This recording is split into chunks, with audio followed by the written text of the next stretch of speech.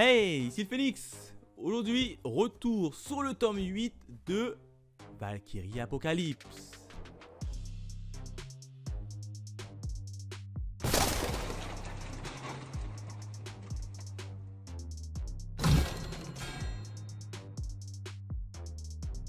Allez, comme d'habitude, on démarre par la présentation de la jaquette. Jaquette qui est plutôt assez stylée, assez jolie, puisqu'on a deux nouveaux combattants sur celle-ci.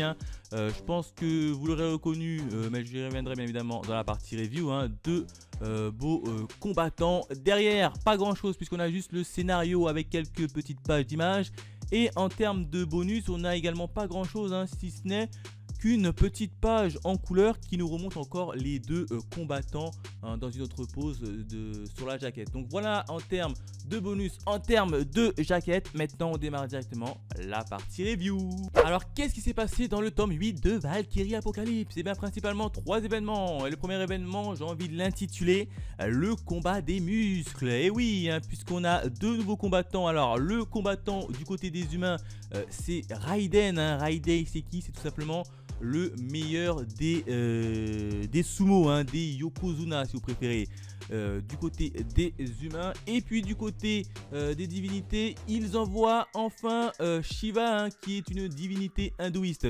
Ça y est, enfin Shiva, ça va être son heure à lui, puisque je vous rappelle que Shiva a été un peu mise à l'écart deux fois par Zeus.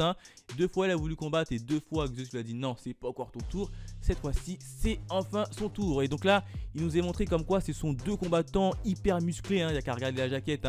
Hyper musclés, hyper bodybuildés, tout ce que vous voulez. Donc là, on s'attend à du lourd entre ces deux combattants. Et puis là, le combat, il démarre. Et puis très vite, tu vois que Shiva, il est en difficulté. Moi je pensais que Shiva il allait un peu plus résister dès le départ, etc. Puisque pendant tout le début de la série, il nous est montré comme étant une divinité assez arrogante, sûre de lui. Donc moi je dis, il va poser les bails quand il sera à la face des humains. Eh ben non, là t'as Raiden qui arrive, il se prépare en se mettant en position de sumo. Et puis qui attaque et puis qui surprend littéralement Shiva avec une attaque peu conventionnelle pour un sumo, puisque moi je m'attendais à un sumo qui se mettait en position. Je pensais qu'il allait foncer directement sur lui. Eh ben non, il fonce sur lui, mais en lui mettant une espèce de gros chassé si vous préférez. Il lui met ses deux pieds dans la face de Shiva. Donc Shiva il était un peu surpris de cette attaque un peu conventionnelle par rapport au statut de Raiden qui est un yokozuna. Donc même moi j'étais un peu surpris que Raiden, un gros sumo, arrive à sauter assez aisément et assez rapidement en l'air. Donc voilà ce qu'il nous raconte à peu près au niveau de ces deux combattants et du début du combat. D'autant plus qu'on nous dit comme quoi que Raiden en fait il a 4 techniques qui lui ont été tout simplement interdits par ses pairs de yokozuna d'utiliser, tout simplement parce que comme Raiden est beaucoup trop puissant et que si on l'autorisait à utiliser ces 4 techniques sur un ring de sumo, alors je sais plus comment ça s'appelle un ring de sumo, on va l'appeler comme ça, un ring de sumo, et ben il risquerait de tuer ses adversaires. Alors pour éviter ça, et ben ses pairs ils ont dit Raiden, vu que tu es trop puissant, on va tout simplement te brider en t'interdisant d'utiliser 4 techniques dévastateurs. Donc vous voyez déjà la puissance de Raiden qui nous est montrée. Là ça part très fort. Le deuxième événement, j'ai envie de l'intituler une enfance douloureuse. Et oui, puisque dès le départ on nous raconte la vie de Raiden, le yokozuna. Comment ça se fait qu'il est hyper musclé, hyper bodybuildé, bref, comment il a fait pour en arriver là. Et ben on nous raconte comme quoi sa vie, tout petit déjà, il marchait pas. Le petit enfant, il avait quand même 3 ans et il n'arrivait pas à marcher. Alors tu as ses parents qui s'inquiétaient, qui le voyaient tout le temps allongé et qui se disaient pourquoi est-ce qu'il marchait pas, ils ne comprenaient pas pourquoi il marchait pas. Alors un jour, Raiden, à 3 ans, il s'est levé, il a dit bon, je vais me faire violence et puis je vais essayer d'apprendre à marcher. Le jour même qu'il a posé son pied, ses deux pieds directement en position verticale, et ben là t'as ses os qui ont tout simplement craqué. Et puis là on apprend comme quoi que Raiden, étant donné qu'il est tellement hyper musclé, tout petit il était hyper musclé, que ses os n'arrivent même pas à supporter le poids de ses muscles. Donc ça nous met en place qui est Raiden. Tout petit il était déjà bodybuildé, qu'il était tellement bodybuildé que ses os se sont craqués sous l'effet de son poids. Du coup Raiden s'est fait un peu violence, il a dit moi je vais essayer d'apprendre à marcher. Ce qu'il a fait, c'est qu'il a attaché ses muscles avec des lanières, hein, et puis il s'est entraîné comme un forcené, comme un sans relâche, hein, pour simplement apprendre à marcher. Et puis là, il a appris à marcher tout simplement. Et puis là, on apprend pendant le combat également, puisque là on revient dans le présent. On apprend que dans le combat, il est capable d'enlever ses lanières. Et grâce aux divinités qu'il a avec lui, eh ben, il permet de maîtriser ses muscles un peu mieux. Du coup là, il a dit très clairement qu'il va en finir très rapidement contre Shiva. Il décide de passer à la vitesse supérieure, hein. Il enlève les lanières qui retenaient ses muscles pour déployer sa puissance à 100%. Et du coup, il part à l'attaque contre Shiva. Donc là, ça rigole plus, hein. On a enfin un combattant qui est pas là pour perdre ton temps. Il a dit très clairement, je vais en finir le plus rapidement contre toi, Shiva. Il claque directement son joker, hein, direct. Il passe même pas par quatre chemins. Il se met à 100% de son état et puis il attaque Shiva. Shiva qui voit ça, qui est un peu acculé et qui est un peu surpris par la puissance de Raiden. Enfin, le troisième événement, j'ai envie de l'intituler Tension chez les divins. Et oui, il y a une petite tension qui se fait ressentir chez les divins. Pourquoi? Tout simplement suite à la défaite de Héraclès, hein. T'as Zeus et t'as Loki notamment qui sont un peu frustrés, un peu en colère.